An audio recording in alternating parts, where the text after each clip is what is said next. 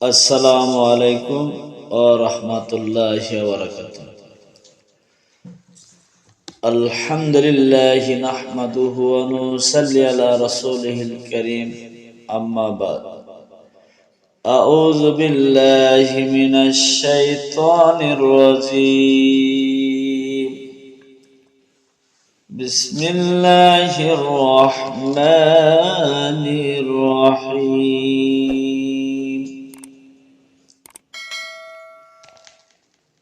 قل هو الله أحد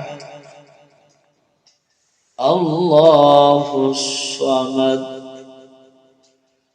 لم يلد ولم يولد ولم يكن له كفوا أحد।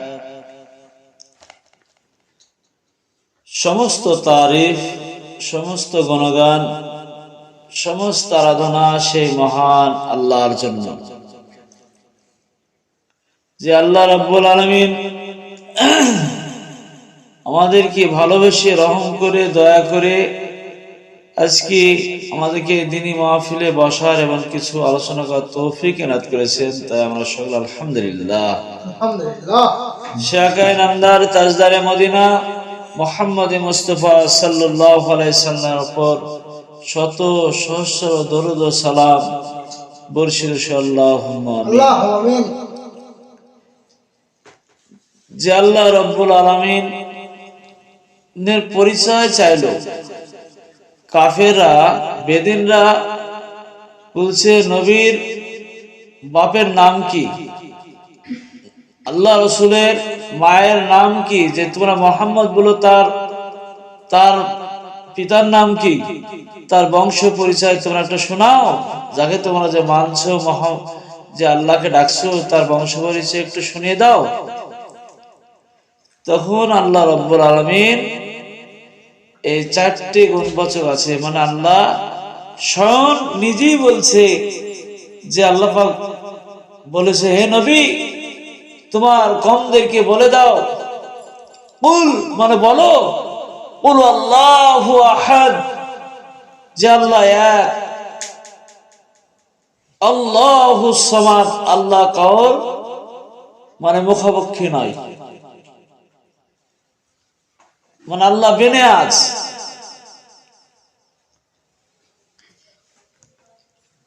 লাম ইয়ালিদ ওয়ালাম ইউলাদ, আল্লাহ কাউকে জন্ম দেননি আর আল্লাহ রাব্বুল কারো কাছে জন্ম নেননি। ওয়ালাম ইয়াকুল লাহু কুফুয়ান আহাদ, আল্লাহর মুখাপেক্ষী সবাই, কিন্তু আল্লাহর মুখাপেক্ষী কেউ নয়, কিন্তু আল্লাহর মুখাপেক্ষী সবাই। এই জন্য চারটি আল্লাহ যে গুণবাচক, এই সূরাটা ছোট সূরা হতে পারে, কিন্তু আল্লাহ রাব্বুল আলামিন এইগুলা সূরার এমন একটা গুরুত্ব দিয়েছে, এমন একটা ফজিলত রয়েছে, কিন্তু এতটা 114টা সূরা আছে, কিন্তু 114টা সূরার মধ্যে কি আছে জানেন?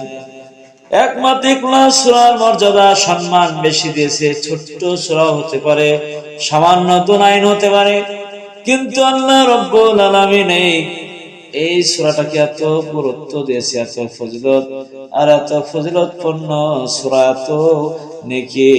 আল্লাহ রাসূল বলেছেন, কেউ যদি একবার ইখলাস পড়ে 10 খতমের সওয়াব পাওয়া যায়, আর যদি কেউ আরেকবার পড়ে, তারে বলা হয়েছে 20 যে সওয়াব বানা আছে, আমাদের 30 পারা আছে, তার মধ্যে 20 পারা সব পাওয়া যাবে। আর যদি 3 বার পড়ে, তাহলে বলা হয়েছে 30 পারা সব পাওয়া যাবে। এই কোরআনটাকে 3 ভাগ করেছে। এক ভাগ হচ্ছে প্রথম ইখলাস পড়লে 10 পারা, আর দ্বিতীয়বার ইখলাস পড়লে আর 10 পারা 20 পারা, আর 10 পারা পড়লে 30 পারা। এই 3 বার কেউ যদি ইখলাস সূরা পড়ে, আল্লাহ রাসূল বলেছেন 1 খতমের সওয়াব পাওয়া যাবে। সুবহানাল্লাহ, সুবহানাল্লাহ। যদি কোনো বান্দা আল্লাহ ইখলাস সূরাটা যদি কেউ 3 বার পড়ে, আল্লাহ রাব্বুল আলামিন বললেন 3 খতমের সওয়াব যে 3 খতমের সওয়াব বা 1 খতমের সওয়াব আল্লাহ পাক দান করবে।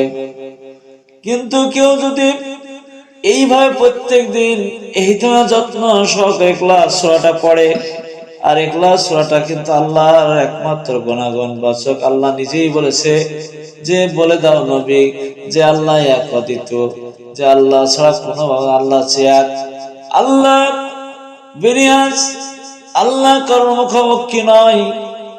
যে বলো আল্লাহ কাউকে জন্ম দেননি, কার কাছে জন্ম নেননি, আল্লাহর মুখাপক্ষী সবাই, কিন্তু আল্লাহ কারোর মুখাপক্ষী না, এটা তোমরা জানিয়ে দাও। এই কথা সম্পূর্ণ সূরাটাই আল্লাহর এই কথা আছে। এই জন্য এই সূরাটার এত ফজিলত, এত গুরুত্ব। কেউ যদি 3 বার ইখলাস সূরা পড়ে বা একবার ইখলাস সূরা পড়ে, 3 বার যদি পড়া যায় বা একবার পড়া যায়, বলা হয়েছে 1 খতমের সওয়াব দান করবেন। সুবহানাল্লাহ, লা ইলাহা ইল্লাল্লাহ, লা ইলাহা ইল্লাল্লাহ, মুহাম্মাদুর রাসূলুল্লাহ। কেউ যদি একবার ইখলাস না পড়ে, কিন্তু একবার পড়লে তো বললাম 10 পারা সওয়াব পাওয়া যাবে, আর যদি আর একবার ইখলাস পড়া হয় আর 10 পারা সওয়াব পাওয়া যাবে, আর একবার পড়লে 30 পারা সওয়াব পাওয়া যাবে। কিন্তু 3 বার যদি ইখলাস হয়, কেউ এই দিনে যত্ন সহকারে পড়ে, আল্লাহকে ভয় করে সবের আশায় কেউ যদি প্রতিদিন পড়ে, আল্লাহ পাক বলছে 1 খতমের সওয়াব দান করুন। সুবহানাল্লাহ, লা ইলাহা ইল্লাল্লাহ, লা ইলাহা ইল্লাল্লাহ, মুহাম্মাদুর রাসূলুল্লাহ। আমরা দুনিয়ায় কত রকমের আমাদের তাকলিফ আসবে, আল্লাহ এই 6666টা যে আমাদের কোরআনে আয়াত আছে, একটা কেউ পরিবর্তন করে দেখাতে পারবে না।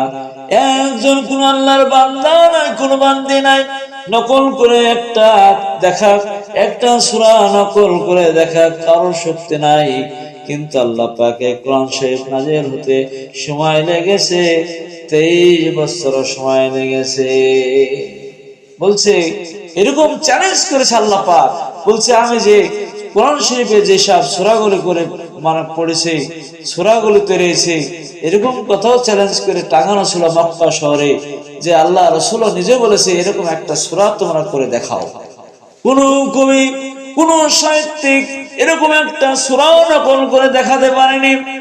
যে 6666 আয়াত আছে, একটা কেউ নকল করে দেখাতে পারেনি। কাল কিয়ামত পর্যন্ত কেউ দেখাতে পারবে না। বিশ্বের মধ্যে সবথেকে বড় সম্মানী হচ্ছে ধর্মগ্রন্থ, সবথেকে গ্রন্থ হচ্ছে ধর্ম কি কোরআন। কোরআনকে সবাই সম্মান দেয়, ভালোবাসে, ইজ্জত দেয়, কোরআনকে ভালোবাসে। কিন্তু এরকম কোরআনকে আমাদেরকে ভালোবাসতে, আমাদের কোরআনকে টাকে রাখছি আমরা ঝুল পড়ে তেনা নেকড়া নষ্ট হয়ে যাচ্ছে।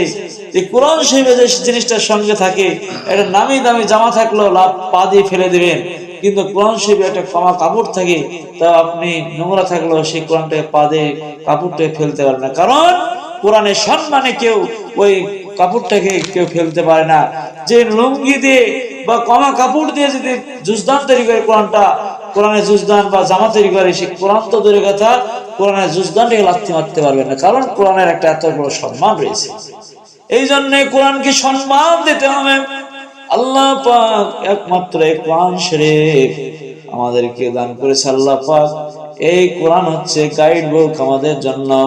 যে আল্লাহ রাসূল বলেছেন তোমাদের কাছে দুটো জিনিস শিখে গেলাম, একমাত্র কালামুল্লাহ কোরআন শরীফ আর সুন্নতে রাসূলুল্লাহ হাদিস।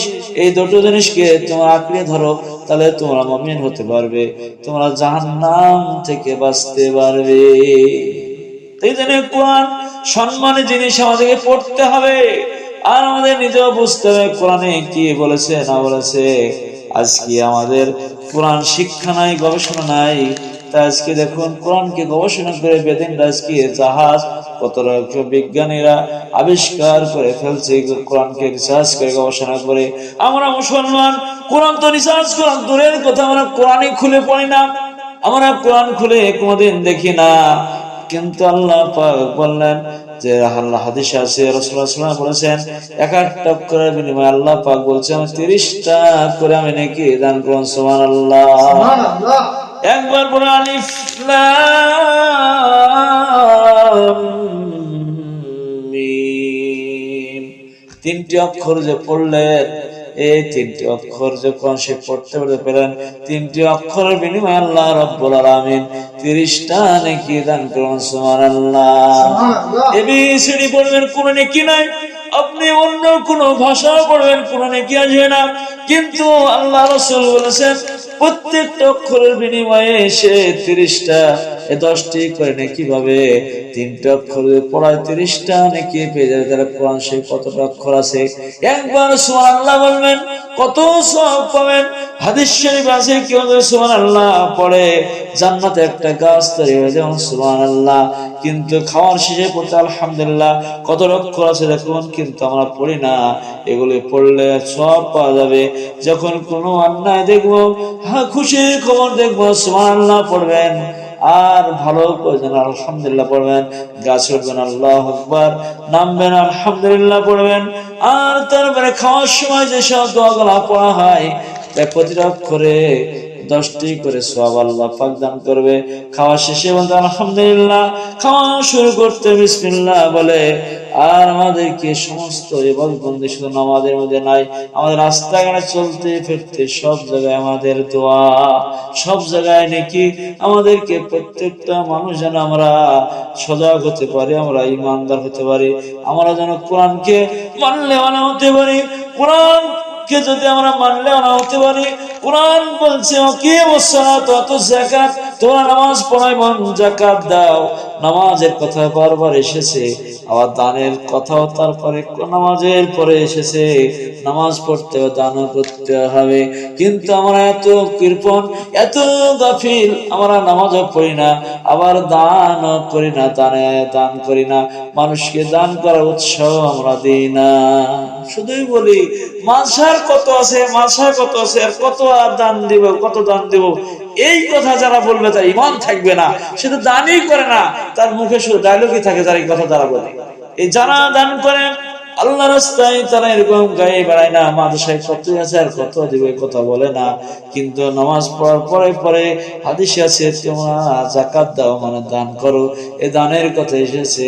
কিন্তু আমরা মুমিন, আমাদেরকে মুমিনের মতো থাকতে হলে একমাত্র নামাজ কায়েম করতে হবে, আর মানুষকে দান খয়রাত করতে হবে, ফকির মিসকিনকে ভালোবাসতে হবে, আর গরিব দুঃখীদেরকে উৎসাহ দিতে হবে, দান করতে হবে।